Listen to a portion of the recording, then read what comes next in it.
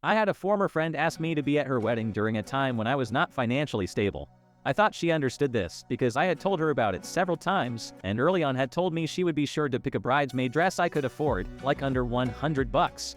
Okay, cool. I went ahead and told her I would do it since I thought she understood that I would only be able to do it at a certain budget. Now before she picked the dresses out, I moved across the state we lived to a place with a lower cost of living. However, the job I took was very demanding of my time and I didn't have very many days off if I got to have days off at all. When she picked out the bridesmaid dresses, she called me up and told me I needed to go get mine from the nearest David's Bridal and what day I needed to have it by.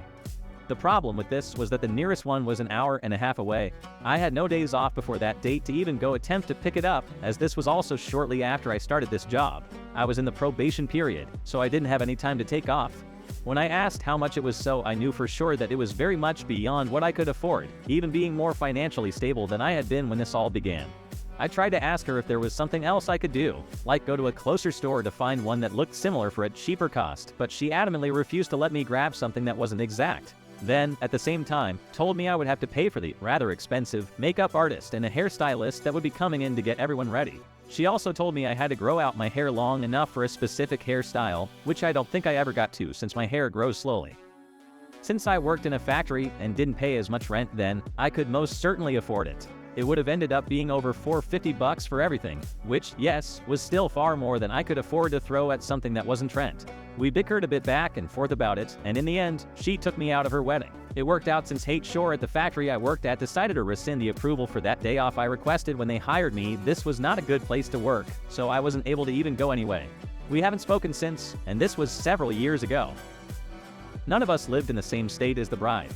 She insisted that we had to order our dresses from the shop in her area. The dress needed to be a synthetic material in a light, neutral color. The Bridezilla was convinced there might be a difference in dye lot. One bridesmaid's measurements weren't accurate, as she took them herself and sent them to the Bridezilla. The dress was too small. The Bridezilla had to order another, an issue that would have had low risk if the bridesmaid was able to get measured and purchased at a local bridal shop. Another dress had proper measurements provided. The issue was the bridal shop failed to guarantee or provide customer service/exchange for a dress marked a size. But when the dress was measured, it was almost 2 sizes smaller.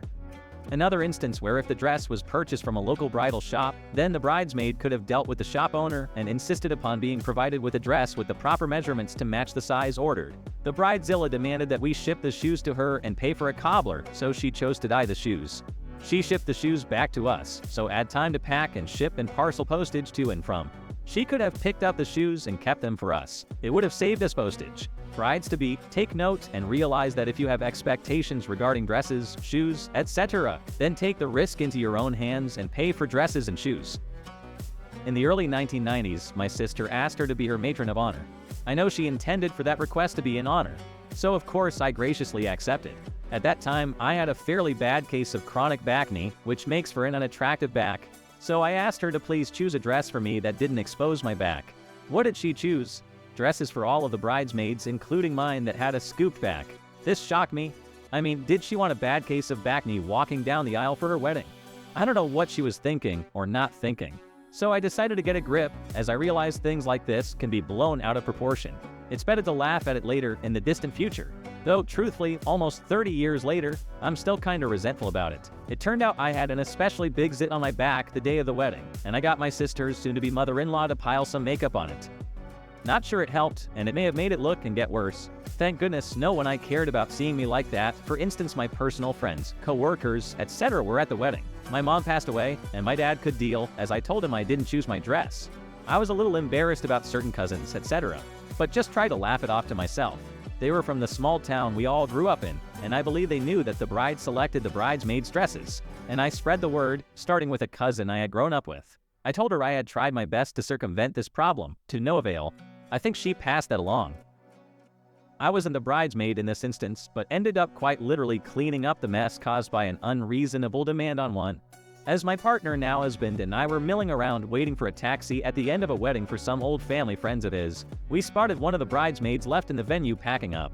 He went to give her a hand stacking some chairs, made some small talk, and then came back over to me frowning. This bridesmaid had previously mentioned to the bride that she could stay back and help clean up after the wedding, and the couple decided that meant it was reasonable to have her do it all herself. Did I mention that the reception venue, a sporting club, said in their contract the whole place needed to be emptied and cleaned the same night so they could reopen for patrons the next morning, or the couple loses their deposit? And did I mention that this was not a small wedding and there was a mess everywhere? We ended up staying to help, and between the three of us, it still took 2 hours. It was about 3 in the morning when we got home. At least we made a friend that we still stay in touch with occasionally out of it. I still haven't fully forgiven the bride and groom 10 years later. All they needed to do was pre-organize a cleanup crew of some close family, and it would have been done in under 30 minutes. A former friend expected her staff to do everything. She was trying to cut corners with cost by having a complete do-it-yourself wedding, right down to the food and everything. It was, as she put it, our gift to her to pay for the groceries for the food dishes assigned to feed 100+ people. She expected us to spend our own money to create our artificial flower bouquets and all the decorations for the reception hall. She even wanted us to create gift baskets that her guests could bid on to win to help pay for the honeymoon. This girl even wanted to have an auction for people to buy the decorations and such. She even assigned us what we were to buy her for gifts. I found the item she requested at a different store for a much cheaper price. She had the nerve to demand the difference in cash. This girl was so annoying. Supposedly at the last minute the morning of the wedding, she decided they weren't going to have a wedding party. I say because the programs, which had already been printed by one of her other bridesmaids, were lost and replaced without the bridal party on them. We were already at the venue when we arrived. I swear some brides watch Bridezillas as a guide of how they are supposed to act or something. I don't know if this is the most unreasonable, but this was a pretty ridiculous demand. I was living in Belize teaching school, and I went right after university for several years. While I was there, my closest friend was getting married. She wanted me at her wedding. So I bought the ticket to go back to the United States for spring break. I got there on time, my dress fit, and all was well. On the morning of the wedding, we all got our dresses on and went to help the bride. She wanted to see how we looked, so she had us all line up. Her one complaint was that I was tanner than the other women. She asked if I could do something about that. He had no idea how to please her. Of course, I was tan. I wore 30 SPF every day, but I lived in the jungle. Some tan got through the So I had to remain tan, over which she huffed and rolled her eyes repeatedly. The other bridesmaids were also mad about it on the bride's behalf. It was a great time. We are still friends now, and I have never reminded her of her ridiculous request. I have 3 sisters, and we created a rotation for the maid of honor at each of our weddings. My sister, that was my maid of honor, asked that she be the only one in a long dress bridesmaid-wise. I said sure because it was an outdoor wedding in June, and the other bridesmaids could wear knee-length dresses. My older sister complained about having to show her legs, and after a while, I started to cave in and said, well, maybe all my sisters can wear long dresses. Me mom and other sisters said that this would not be okay, and that I shouldn't allow my older sister to bully me around like that. Then my older sister started to complain about having to wear a dress period, and I told her that she could wear a pantsuit instead.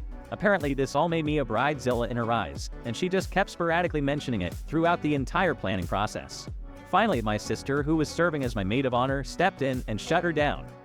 My older sister that complained had recently worn plenty of knee-length dresses and skirts, so the sudden complaint felt out of left field to me. It didn't feel like a hill to die on for me, and I was terrified of being seen as a bridezilla, so I was quick to cave to many things throughout the process. Sisters are weird, and weddings just highlight it. My wife didn't go full-on bridezilla, but it was definitely pretty clear that the stress was getting to her. All the Instagram browsing, wedding magazine reading, and YouTube watching she was doing had created a set of extremely unrealistic expectations. Certain things got so built up in her head that when the reality didn't match up, it was hard for her not to feel a bit let down. And for me, it was hard to hear her talk about how much she hated her dress, our venue, and the decorations, and how terrible and gaudy and disappointing our wedding was going to be. I found that we were fighting a lot more frequently too, which really made me start to worry that this was a red flag until I googled fighting before the wedding, and found out what a common thing it was. Ultimately, I'd say it was an overall positive experience because I got to see her pull herself back from the edge of being a bridezilla and use her intelligence and reason to control her emotions. It gave me even more confidence in the future of our relationship because I could see that when difficult times or hard emotions come, she's willing to talk through them and recognize that her feelings might not reflect the truth of the situation. I'd probably have a much different response if, instead of sobbing quietly to me privately, she threw a big public screaming fit like a full-on bridezilla. But as it is, I think it wound up okay.